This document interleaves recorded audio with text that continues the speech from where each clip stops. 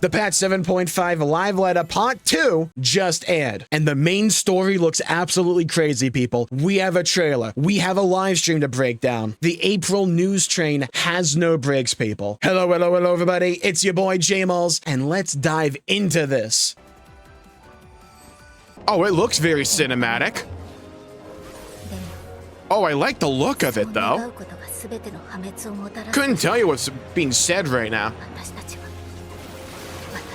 We got some void shenanigans going on in Golemald. Hi, Alize. Okay, so we got all the signs together. We got the key. We're separating it.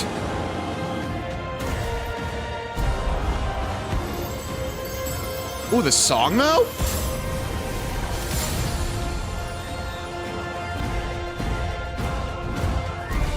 Was that a body on the ground? Or am I overthinking that? Alright, we're gonna have to do something about this Beastmaster glamour situation. It's like, goal. I'll fix that in one up, don't worry.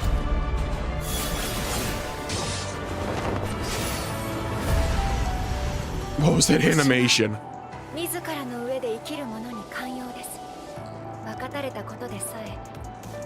God, the Cosmic Exploration Zone looks so good, though. Okay, the Align trade.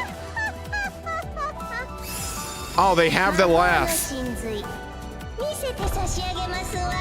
Dang! Hey, when I play Black Mage, my guy can't do that.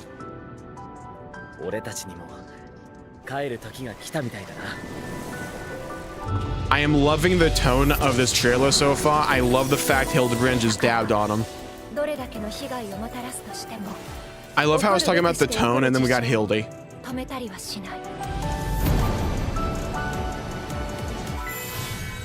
What the heck is going on here? Ooh, that fight's looking crazy. Can't wait for my FPS to be halved just for the tentacle physics.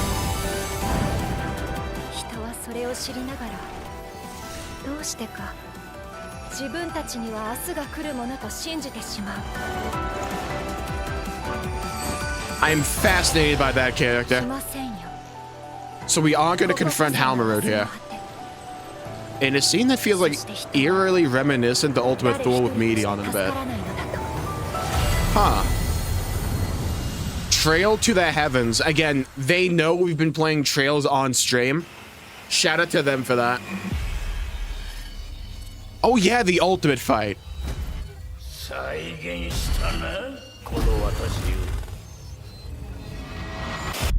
Is that ultimate Kefka? Is the ultimate fight against freaking Kefka? Because that'd be crazy. Feels a bit Final Fantasy VI-ish. Well, now we kind of know why.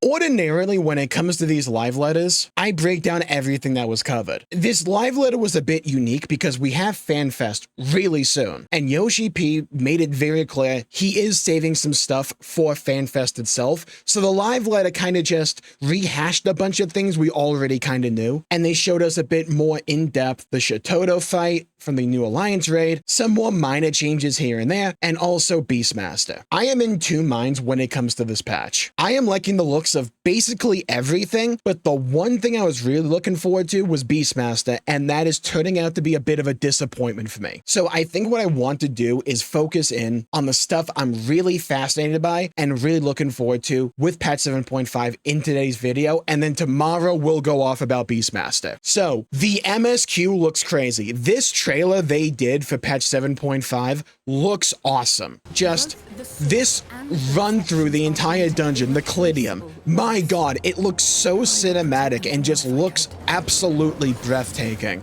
And like, it's a Final Fantasy XIV dungeon, don't get me wrong, we kind of know what it's going to be like in-game, but still, visually, aesthetically, tone-wise, this is far more up my alley than what the early days of Dawntrail were like. It's like the storytelling in this game seemingly has been improving drastically ever since like point 2. You could argue point 1, I would really start with point 2. And they're introducing a character. They did this at the end of the patch in point 4. Halmarud is giving me inclinations that she's going to end up becoming one of my favorites. I am just utterly fascinated by the story surrounding this character, and whenever she is on screen, her dialogue is absolutely S tier. Whoever is writing her, and like the line she is saying, like, my God, give them whatever prize is given to like this role because they deserve all the acclamation. I'm still not over her saying it's nature's proclamation from the last patch. It's like every line of dialogue she has in this trailer is a banger. Like this line right here.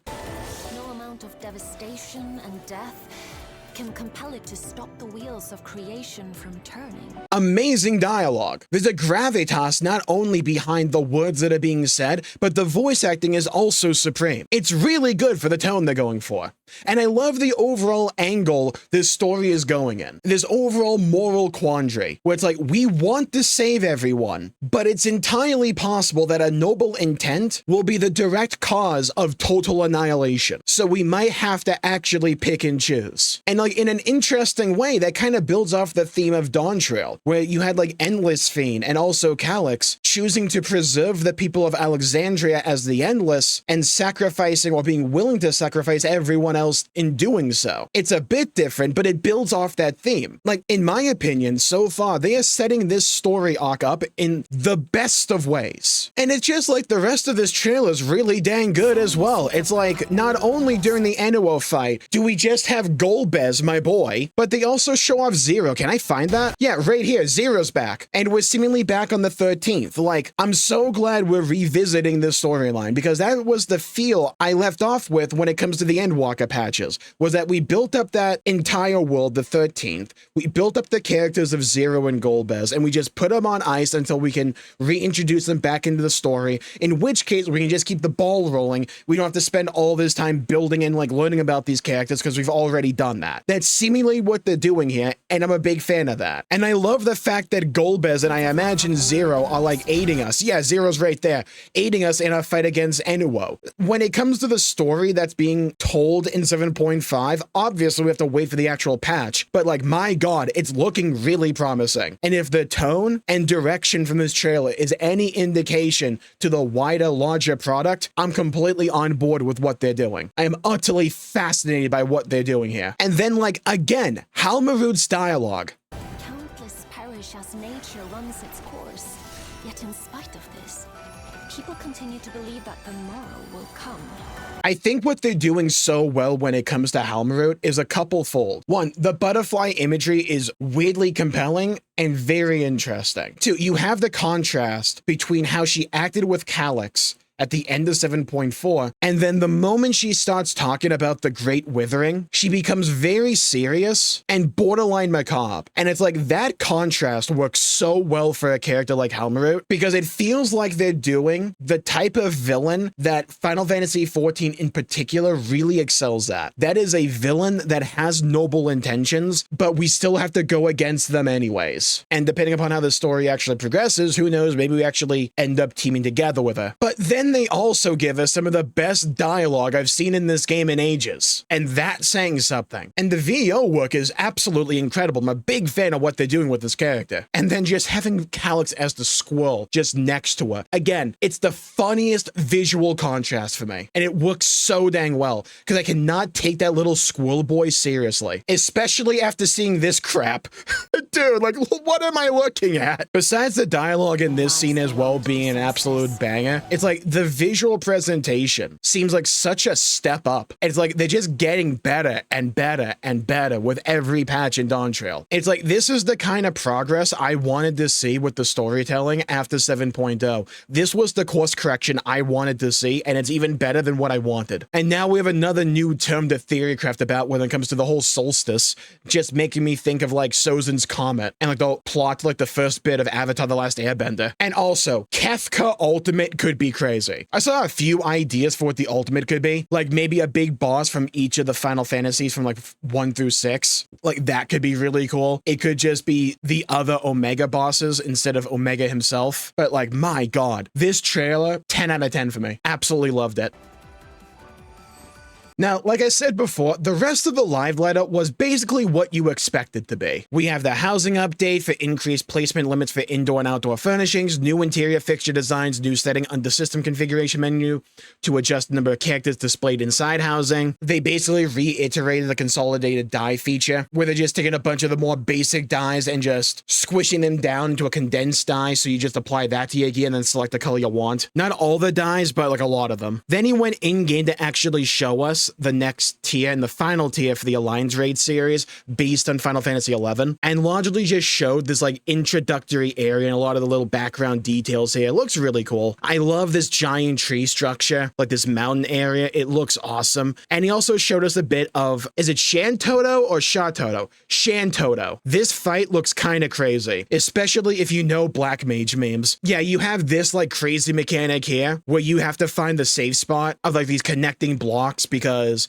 if you stay in the wrong spot, you're gonna get squished. So you gotta find this like one exact spot, and whenever the mechanic actually goes out, there we go, you'll be safe. Just looks really cool to me. And then the Black Mage Dream right here. All the ley lines. Can't have too many of these things. And then in the trailer before, they showed off like some kind of giant nuke that Shantoto's going to do. Makes me very curious what the rest of this Alliance raid is going to be like. And then they showed off the rest of like the gear from the raid on Yoshi P's Lalafell. We talked about this when we went over the website. The sets look a little bit better in game to me. It's like they look fine. I could see myself maybe wearing them, but I don't know if I would go out of my way to get sets like this. They went into more detail about the Crystalline Conflict Arena. Very pad based, where you have like various pads going to jump you around the arena. Some pads like this are going to be able to heal you and reduce your damage that you take when you're inside. They call it a glyph. It looks like a pad to me. Yoshi P played around in the actual arena itself for a little bit. And then the main thing that was actually talked about in the live letter were like these various little other updates. So we have some updates to the sightseeing log. So they'll tell you what emote you actually have to use. And if you need a specific time or weather, they'll just tell you in the log, or at least indicate it. And then I could have sworn they talked about this before. We have some glamour updates as well. They're basically leveraging the armoire and also like outfit glamours to like open up some space in your dresser. So for like various sets, you can just put it all in as like one thing, and this should ideally free up a lot of space. We also have some updates for crafting. Just minor stuff, but quality of life stuff. So while on standby with the crafting log open, players will be able to perform the following actions. You can change your class/job, consume food and potions, move items in the inventory, join or leave a party, operate link shells. Consuming food and potions is huge. Love that one. You might want to sit down for this one because they almost blew me away. We're actually getting Chocobo updates, new animations corresponding to the companion rank, and also you can pet and poke them. Not much, but it's at least a little something. And we're getting two new UI themes, clear pink and clear gray. They look good to me. I'm probably not going to use them. I like the clear gray one though. That one looks kind of snazzy. I like it. And then they went into a lot of detail about Beastmaster. Again, I'll save most of my thoughts for tomorrow's video on Beastmaster. The way that it's constructed is largely what we thought of it. In a way to sum it up, it is basically a limited job version of a melee summoner. That's basically what it is. You select 3 pets to have in your rotation. Depending on the pet that you have equipped and put out, that'll change what your buttons do, or like at least a few of your buttons, and changes the effect of those buttons. And then over the course of the fight, you swap from one pet into the other. I was really hoping it was a matter of having all 3 pets out at once, because I thought that would be way cooler and probably something that would actually justify being a limited job. My main issue with this is class fantasy that should absolutely work as a baseline job. And having it just be the limited job, it looks overly slow. That might just be him trying to show off animations and stuff like that. It doesn't look that flashy. It doesn't look as cool as I would want something like Beastmaster as a limited job to be. And also, I'm gonna have to go wing farming because oh my god, look at these things. Like the wings they're doing for the capstone, when you do all the extreme to get all the wings, those look so dang good, man. They showed off a bunch of other mounts like Toucan Sam over here. This one might be my favorite of the entire bunch. You just ride a platypus that has like a shillelagh. It's so cool. I love his little animations when he's running as well. It's like, that's a mount that absolutely is a chase one. That one just looks so funny. And I love the animation it has when it's flying in the air as well. It's basically just swimming around. I just love the idea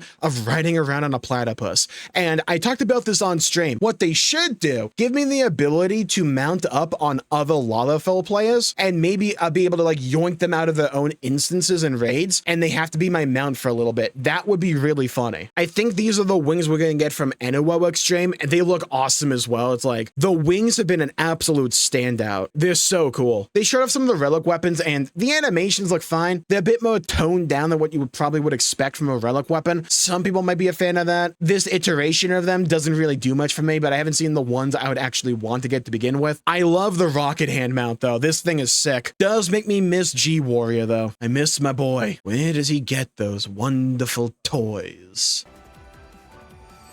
Overall, I am very much looking forward to patch 7.5, and I really hope that I am because we're gonna have it for a while. Seriously, look at this. I probably should have covered this earlier in the video, but this is the schedule. So we get patch 7.5 in April 28th, patch 7.51 in early June, 7.55 in late July, and then early September we get patch 7.56 for part 2 of the MSQ. Because 0.5 patches are kind of broken up into 2 different MSQ chunks, we'll get the first chunk on April 28th, and then we'll get the finale bit in early September. And here's where you come in. Leave a comment down below with your thoughts, your opinions on patch 7.5 and the future direction of this game. Are you liking what you're seeing? What do you still want to see change? I would love to hear thoughts, hear your opinions, and hear your perspectives. And when you're down there, please leave a like and subscribe. It really helps channel out and helps support future content, and I greatly appreciate it. But they also updated the patch 7.5 website with some new goodies, and we might have some teasers that 8.0 might be based on Final Fantasy VII. Some dominoes are beginning to be set in place, people. Let's knock them down. Want to find out more? Check out this video right here. Thank you all for tuning in. Stay safe. Have a great day, and I'll see you all next time. Bye-bye, everybody.